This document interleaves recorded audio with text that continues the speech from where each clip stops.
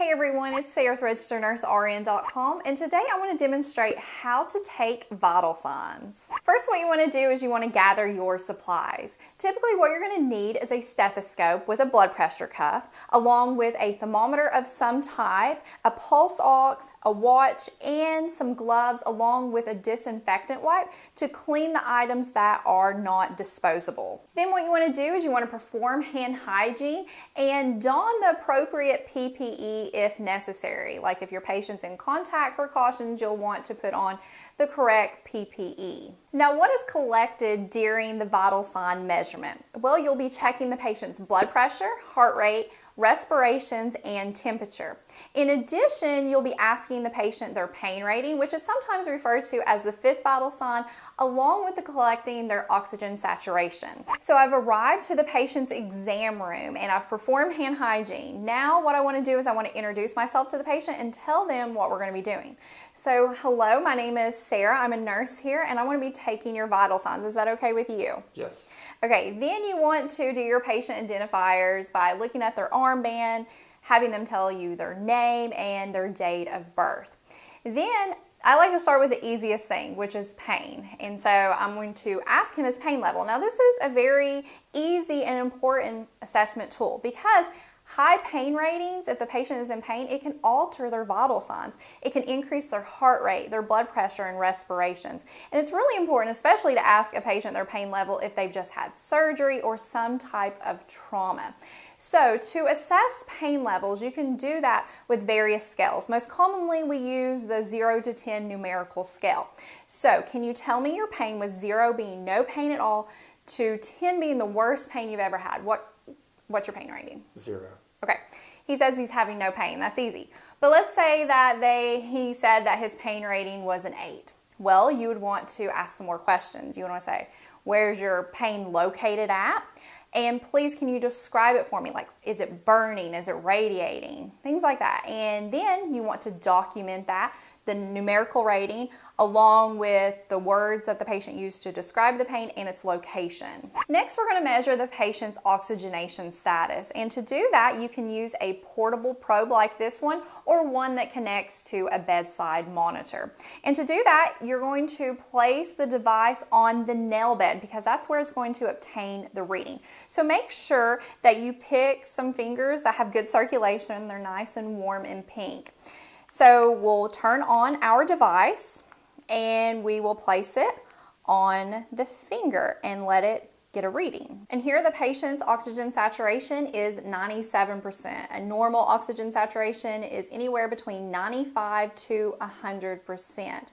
And below you can also see the heart rate as well, but here in a moment we will actually check the heart rate. And then you'll just want to remove the device, and if it's like a portable one like this, you'll want to clean it with a disinfectant wipe and then document your findings. Now we're going to collect the patient's body temperature. And some things you want to remember about body temperature is that in an adult it can vary. It can be anywhere between 97 to 99 degrees Fahrenheit, with the average being about 98.6 degrees Fahrenheit orally.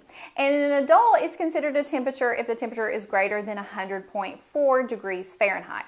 Now, the temperature reading will depend on the route that you use, and you can take a patient's temperature various ways, like orally, the forehead via the temporal artery, tympanically, which is via the ear, rectally, or axillary via the armpits. And a rule of thumb to remember is that rectal and tympanic temperatures will be 1 degree higher than the oral route, and temperatures that are collected via the axillary or the temporal route will be 1 degree lower than oral temperatures. So we're going to take the patient's temperature using the temporal artery, and we're going to use this device. So what you want to do first is you want to use a probe cover if your device has one. That just protects it from becoming contaminated.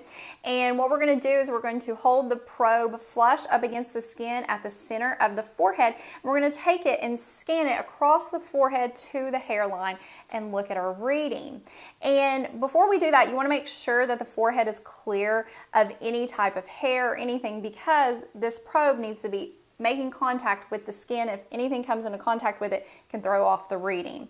So we're going to put it flush against the skin and hold the button in on the device and you'll hear it beeping, and scan it to the hairline and look at our temperature. Now, if your patient was sweating on the forehead, because a lot of times whenever patients have fevers, they can sweat, you would want to do it the same way. Probe up against the forehead in the middle, hold the button down, scan across the forehead to the hairline, but you're also going to go behind the ear because sweating will decrease the temperature, and it's very vascular back here behind the ear, and that will just help us obtain a proper reading. Then what you're going to do is you're going to clean your device and document your finding. And if you didn't take it orally, you want to make sure you document the route that you actually took the temperature. Next, we're going to check the patient's pulse. And as we feel the pulse, we're going to be looking at several things. Of course, we're going to be counting the rate, but we're also going to be feeling the strength of the pulse. And we will be grading it on a 0 to 3 plus scale, with 0 being the pulse is absent, 1 plus weak, 2 plus normal, and 3 plus bounding. And the rhythm, is the pulse regular or is it irregular? Now, in adults, the most common site to use to check the pulse is the radial artery because it's really easy to access. So it's found, what you want to do is find the thumb, and it's found below it in this wrist area along the radial bone, hence why we call it the radial artery. And whenever you're checking the pulse, have the patient, they can sit in bed, they can lie down, and you'll want to support their arm, extend it out and support it. And you're going to use your first 3 fingers to feel the pulse. Don't use your thumb. Your thumb actually has a pulse in it. So use your first 3 fingers and find it within that area I just told you. And lightly just touch it. Don't press too hard.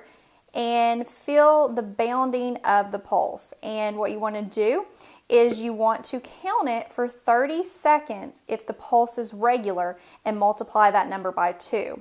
If it's irregular, count it for 1 full minute. So his heart rate is 82, it's regular, and it's 2 plus. And a normal heart rate in an adult is 60 to 100 beats per minute. Now what we're going to do is we're going to keep our fingers here because what we want to do next is check the patient's respirations. And if you tell a patient that you're checking the respirations, they're going to alter the way that they're breathing. So we're going to stay in this same position and assess respirations. And when we're assessing respirations, we're looking at a couple things. First of all, the rate. A normal breathing rate in an adult is 12 to 20 breaths per minute. We're also looking at the depth. Is it labored or unlabored? And the rhythm. Are the breaths regular or irregular? And I have found the easiest way to do this is really look at the patient from the side and watch their gown, their clothes. Are they rising and falling? Because 1 rise and 1 fall equals 1 respiration. You can also sometimes just gently take your hand, put it on their back, and feel the rise and the fall of the chest. And so you will count that for 30 seconds if their breathing rate is regular, and then multiply that by 2. But if it was irregular, you would need to count for 1 full minute, and then document your findings. And lastly, what we're going to do is we're going to measure the blood pressure. And to do that, we want to make sure a patient is sitting down with their arm at heart level and their legs are uncrossed. Now, if they're lying in bed, you would want to make sure that this arm is at heart level. Then what we're going to do is we are going to get our stethoscope and our blood pressure cuff. And you want to make sure you get the right size cuff for your patient's arm, because if you use too big of a cuff or too small of a cuff, it can throw off the reading. And what we're going to do is we're going to palpate the brachial artery, because this is the artery we're going to be listening to get our blood pressure, because we're going to be getting our systolic number, which is that top number, and this is the first sound we hear, and then our diastolic number, which is the bottom number, and this is the point where we no longer hear the sound. So whenever we're looking at the gauge of our blood pressure cuff, we want to make sure we're really noting those points, because that's going to tell us our systolic and diastolic number. So what we're going to do is we're going to put our cuff on our patient, and we want to make sure we find the brachial artery. This is the artery we palpate that we'll be using to determine our blood pressure. And it's found in the bend of the arm. So we're going to find it, and it is located here.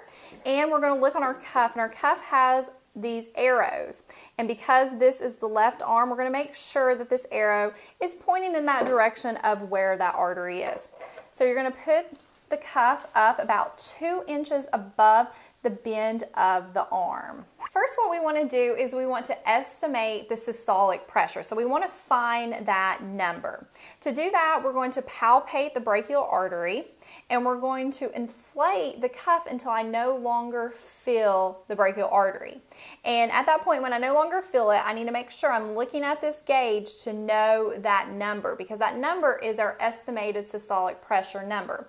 Then when I go to take the blood pressure, I'm going to inflate the cuff 30 millimeters of mercury more than that estimated number.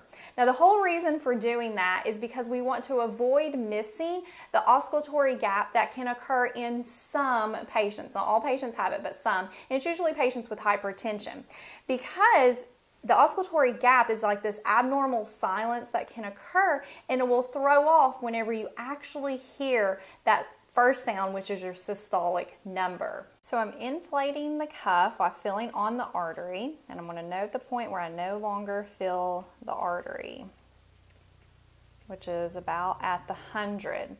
Then I'm going to deflate it completely and wait about 30 to 60 seconds, and then we'll take the blood pressure. So our estimated systolic number is 100. Now I'm going to inflate the cuff to 130, and that will avoid missing the oscillatory gap if one was present.